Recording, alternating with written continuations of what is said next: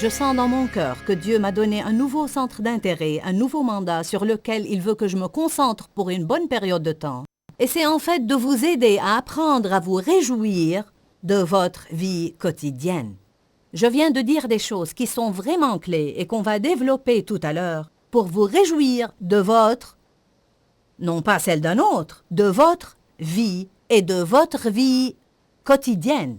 Se réjouir de la vie ne veut pas dire qu'on recherche toujours les prochaines vacances, le prochain voyage d'achat ou que le prochain grand événement ait lieu. Je crois vraiment que le problème est que très souvent, on ne sait pas comment nous pouvons jouir de la vie quotidienne ordinaire. Je sais que j'étais comme ça pendant plusieurs années dans ma vie. Je ne pouvais pas endurer lundi, mardi, mercredi, jeudi, vendredi, samedi, dimanche, et puis lundi, mardi, mercredi, jeudi, vendredi, samedi, dimanche. C'était trop monotone pour moi. Je voulais toujours qu'il se passe quelque chose de passionnant et d'excitant dans ma vie. En fait, j'ai commencé à remarquer la même chose chez beaucoup de gens.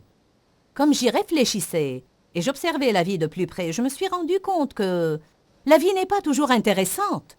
Il y a beaucoup de choses ordinaires et habituelles qu'on fait tous les jours. On a affaire à beaucoup de gens qui ne nous enchantent peut-être pas, et on doit apprendre comment vivre simplement une vie ordinaire, mais la vivre de sorte qu'on en jouisse vraiment. Vous dites, Joyce, pourquoi est-il si important qu'on apprécie notre vie? Parce que Jésus a dit dans Jean 10, qui est notre nouveau verset thème de base. Jean 10 est un de mes versets préférés. Je m'y suis versé pendant des années et j'y ai médité et pratiqué dans ma vie. Mais juste dans ces quelques derniers mois, alors qu'on préparait ces nouveaux programmes, cette parole a pris de si grandes proportions dans ma vie. Jésus a dit, « Le voleur ne vient que pour dérober, égorger et détruire. Moi, je suis venu afin que les brebis aient la vie et qu'elle l'ait en abondance, pleinement, jusqu'à ce qu'elle déborde. » Mon but est simplement de vous apprendre comment jouir de la vie quotidienne, et croyez-moi, ça marche. J'ai partagé ce message dans certaines conférences, et la réponse a été positive. Je suis complètement ravie et je suis transportée de joie quand je vois des personnes exprimer leur joie de vivre, parce que je sais que Jésus veut qu'on jouisse de notre vie. Tout d'abord, la Bible dit « La joie de l'Éternel est notre force ». Alors, on va être des personnes faibles sans la joie. Satan veut qu'on ait la tristesse, mais Jésus est mort pour qu'on ait l'allégresse. Je sais que beaucoup de personnes ne jugent même pas correct de jouir de la vie. Et j'en suis toujours à méditer sur cette mentalité et pourquoi on a cette idée que le Seigneur voudrait qu'on travaille et qu'on produise et qu'on souffre et qu'on éprouve, mais d'une manière ou d'une autre, on pense que ce ne serait pas correct de jouir de la vie. C'est intéressant d'imaginer même que quelqu'un doive se tenir devant vous et vous dire « Je vous donne la permission de jouir de votre vie ». Je pense que beaucoup de personnes ne savent même pas comment y arriver en fait. Vous devez avoir l'équilibre. Il y a un temps pour rire et un temps pour pleurer, un temps pour travailler et un temps pour jouer. La Bible dit dans l'Ecclésiaste qu'il y a un temps pour toute chose. Jouir de la vie, ça ne veut pas dire rire bêtement de tout et d'être un petit évaporé et ne jamais être sérieux à n'importe quel sujet. Je suis en train de parler de la joie. La joie, c'est plus profond, c'est un bonheur calme. Elle dit, je dois passer par l'embouteillage ce matin pour aller au travail, mais je peux en jouir parce que je me réjouis de la présence de Dieu. C'est de prendre une décision, vous comprenez? Je ne vais pas avoir cette attitude, bien, je déteste mon travail. Non, je vais dire, tu sais, Éternel, peut-être je préfère travailler autre part, mais je suis reconnaissante que tu m'aies donné du travail. Il y a toutes sortes de personnes aujourd'hui qui n'ont pas de travail. Il y a les sans-abri qui vivent sous les ponts et dans des boîtes de carton. Éternel, je suis reconnaissante que j'ai un emploi et je vais aller au travail aujourd'hui avec une bonne attitude, avec une attitude de joie. Je crois vraiment qu'on rend gloire à Dieu.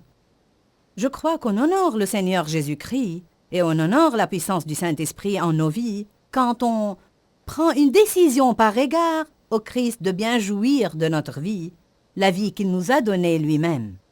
En réalité, pour des années, j'ai voulu la vie de quelqu'un d'autre, j'ai voulu ressembler à quelqu'un d'autre, j'ai voulu avoir les talents que quelqu'un d'autre avait, j'ai voulu avoir les dons que les autres avaient, et j'ai dû apprendre à cesser de me comparer aux autres personnes.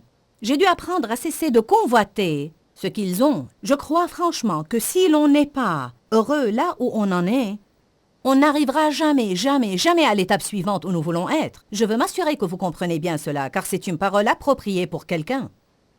Vous dites, quand ceci ou cela, je me réjouirai. Non, dès maintenant. Vous devez jouir de la présence de Dieu dans votre vie. Philippiens 4,6 dit, ne vous inquiétez de rien, Mais en toute chose, par la prière et la supplication, avec action de grâce, faites connaître vos demandes à Dieu, et la paix de Dieu qui surpasse toute intelligence gardera vos cœurs et vos pensées en Jésus-Christ. Donc, la Bible dit, ce dont vous avez besoin, n'en soyez pas inquiets, n'essayez pas de le faire se produire, demandez-le à Dieu, mais demandez-le avec une attitude de gratitude. Ça veut dire que si je vais prier et demander à Dieu autre chose, je dois être déjà reconnaissante pour ce que j'ai. Et la gratitude fait partie de cette attitude reconnaissante et joyeuse qui dit « Dieu, je me réjouis de ma vie. J'apprécie ce que tu as fait pour moi.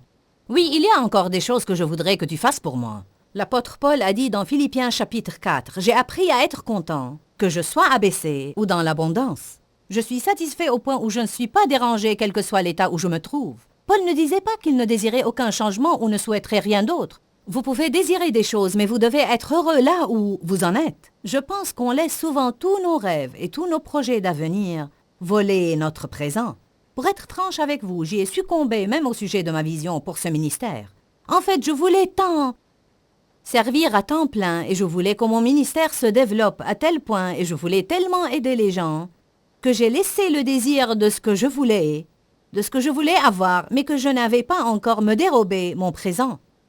J'espère et prie vraiment pouvoir vous communiquer que peu importe ce que vous espérez pour l'avenir, ne le laissez pas devenir une convoitise dans votre vie. Ne le voulez pas tellement que vous ne pouvez pas être heureux sans. Lors d'une conférence, je partageais quelques principes que je partage avec vous aujourd'hui. Et j'ai été très touchée par une dame qui est venue vers moi à la fin. Elle m'a croisée dans le hall et elle a dit « Joyce ».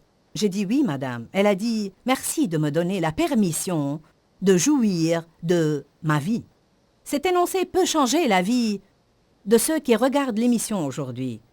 Je vous donne la permission, par la parole de Dieu, je vous annonce simplement que c'est parfaitement correct que vous appréciez votre vie. Ceci dit, je ne parle pas d'une vie qui est une vie égoïste, une vie égocentrique, où vous faites ce que vous voulez et comme vous le voulez tout le temps. Si c'est votre idée de jouir de la vie, alors on n'a pas le même point de vue. Notre point de vue est différent. Non, jouir de la vie, c'est de pouvoir faire la volonté de Dieu avec joie, même si ça nous appelle à sacrifier quelque chose que j'aurais voulu faire, afin de faire quelque chose pour quelqu'un d'autre. Jouir de la vie veut dire suivre la direction de l'Esprit Saint et de faire avec joie ce que l'Esprit Saint nous demande de faire, parce qu'on le fait pour le Seigneur. Je suis complètement ravie et je suis transportée de joie quand je vois des personnes exprimer leur joie de vivre, parce que je sais que Jésus veut qu'on jouisse de notre vie. Prenez une décision aujourd'hui de vous réjouir de votre vie au point où vous en êtes en chemin vers là où vous allez.